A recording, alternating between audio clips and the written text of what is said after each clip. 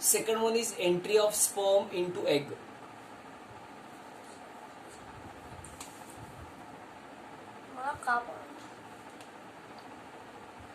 Second जो part है that is entry of sperm into egg.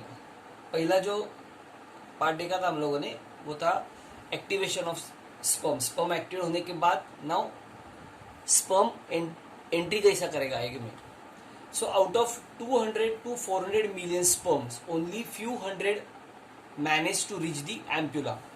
इतने बहुत मात्रा में ये स्पर्म होते हैं लेकिन बहुत से कम मात्रा में few hundred manage to reach the ampulla.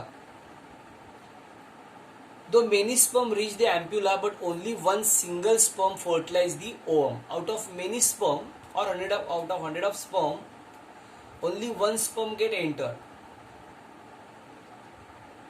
A sperm after reaching the egg or ovum comes to lie against it. Its acrosome release. Now you know that acrosome contains two enzymes. One is called acrosine and second one is hyaluronidase. So these two hormones play very important role to penetrate the egg membrane. Its acrosome release lysine, hyaluronidase and corona penetrating enzyme. See, this is the structure of entry of sperm into egg. They separate and dissolve the cells of corona radiata. देखो ये sperm है, ये sperm ने corona radiata break किया और ये अंदर गए. So they separate the dissolved cells of corona radiata. So the sperm head passes through the zona pellucida. Zona pellucida से वो अंदर गए. See, these are the corona radiata cells. corona radiata cells को पेनिट्रेट किया. Penetrate करने के बाद जो हेड है वो हेड जाएगा जोना पेलुसिडा के पास. The zona pellucida has fertilising receptor protein. ये फर्टिलाइजिंग स्पर्म रिलीज करता है. ये स्पर्म रिलीज करने हुए रिसेप्टर प्रोटीन जो है वो जोना पेलुसिडा में होता है, that is ZP3 and ZP2. The fertilizing binds to specific acid protein anti-fertilizing of the sperm. So fertilizing bind करता है specific acid protein anti-fertilizing of sperm की. So fertin anti-fertilizing reaction हो जाती है और इसके लिए sperm egg को adhere करते हैं, मतलब चिपक जाते हैं. It brings about attraction of sperm to the egg to enhance fertilization. Fertilizing anti-fertilizing is species specific. ये species specific है. Now third जो reaction है ना, that is called acrosome reaction. Now अभी acrosome कैसा काम करेगी, penetrate कैसे करेगी. As the sperm head touches the zona pellucida, very important, na? The sperm head touches the zona pellucida in the animal pole. मैंने जैसे अभी बताया कि sperm की penetration animal pole से ही होती है. और animal pole क्या होता है, जिधर न्यूक्लियस और पोलर बॉडी होती है. बिकॉज एक को दो पोल है, एक एनिमल पोल और विजिटर पोल. जिधर न्यूक्लियस और पोलर बॉडी होते हैं, दैट पोल ही कॉल्ड एज एनिमल पोल. और उसके अपोजिट पोल में पोल को विजिटल पोल बोलते हैं. सो एनिमल पोल से ही स्पर्म की एंट्री होगी. So as the sperm head touches the zona pellucida in the animal pole region, its acrosome covering ruptured to release lighting enzyme called acrosin, जिसका दूसरा नाम है जोना लाइसिन. जब ये स्पर्म टच करते हैं स्पर्म का हेड मतलब एक्रोसोम जोना पेलुसिडा को जब भी टच करता है एनिमल पोल के, तभी ये एक्रोसोम कवरिंग रप्चर हो जाती है. और एक्रोसोम कवरिंग रप्चर होने की वजह से ये रिलीज करती है लाइटिंग एंजाइम जिसका नाम है एक्रोसिन और zona lysin. Now this they acts on the zona pellucida at the point of contact. जिधर वो कॉन्टैक्ट होता है head, that point of contact को एक्ट होती है और वो डिसॉल्व कर देती है जोना पेलुसिडा को. This caused the egg reaction. मतलब a small fertilization cone of reception is formed on the egg membrane.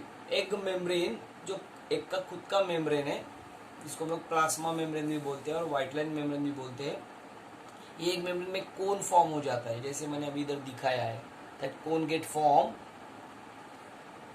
The sperm head come in contact with this cone, ये स्पर्म कोन के contact में आ जाएगा, it results in the production of weak wave of depolarisation, the plasma membrane of the both cells dissolve at the point of contact, ये point of contact में ये dissolve हो जाएंगे, और डिसॉल्व होने के वजह से स्पर्म के अंदर जो न्यूक्लियस है, और स्पर्म में प्राइमरी और you can say proximal, not primary, proximal centriole और डिस्टल सेंट्रियोल है, ये प्रॉक्सिमल सेंट्रियोल, क्योंकि डिस्टल सेंट्रियोल से एक्सेल फिलामेंट तैयार हो जाती है, सो प्रॉक्सिमल सेंट्रियोल और स्पर्म में न्यूक्लियस होते हैं, जिसको हम लोग मेल प्रो न्यूक्लियस बोलते हैं, ये रिलीज हो जाएगी. So plasma membrane of the both cells dissolved at the point of contact. The sperm nucleus and the centriole enter the egg while other part remain outside. ये head break होने के वजह से स्पर्म के अंदर जो हेड के अंदर जो न्यूक्लियस है, ये न्यूक्लियस और सेंट्रियोल बाहर आ जाएंगे, बाकी का जो पार्ट है वो स्पर्म का जो पार्ट है वो बाहर रहेगा, मतलब मिडिल पीस और tail remain outside the egg. As soon as the sperm head touches the vitelline membrane, the cortical reaction get activated. ये जो cortical enzymes है, ये activate हो जाते हैं, changing the vitelline membrane into fertilization membrane.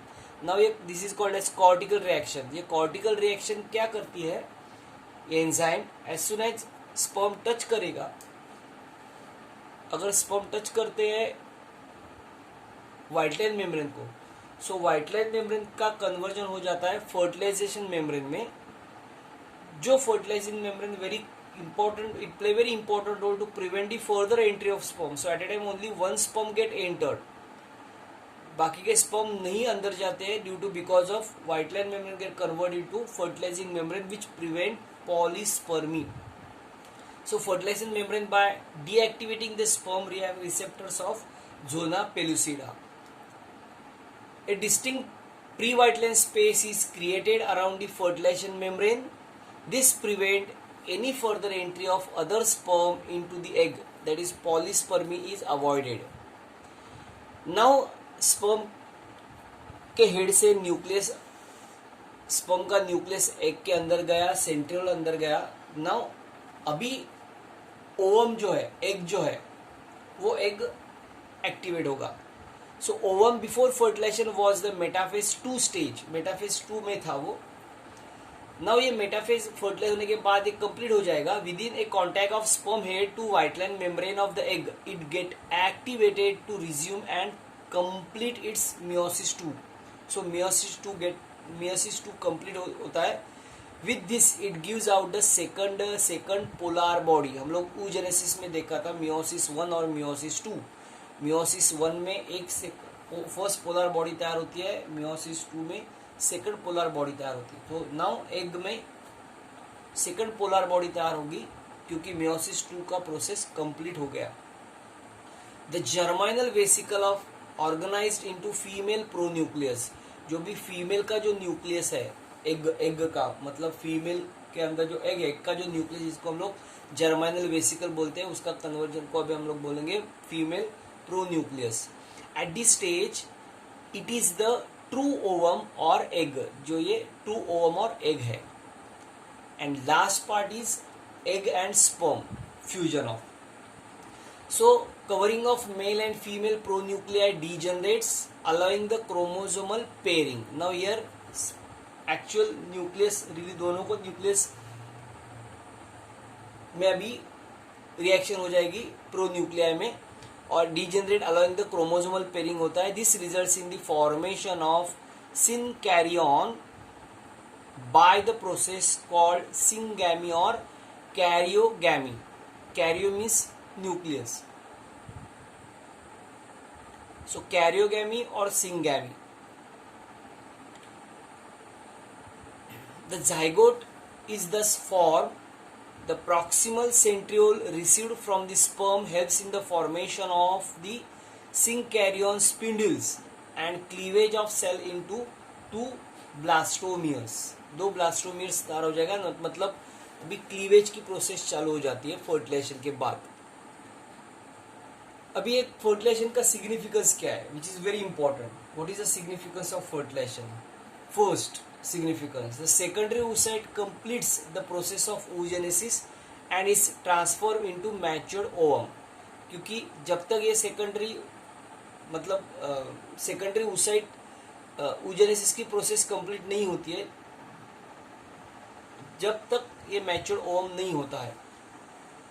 The diploid chromosome number is restored. So fusion of haploid male gamete and female gamete, the diploid condition is maintained.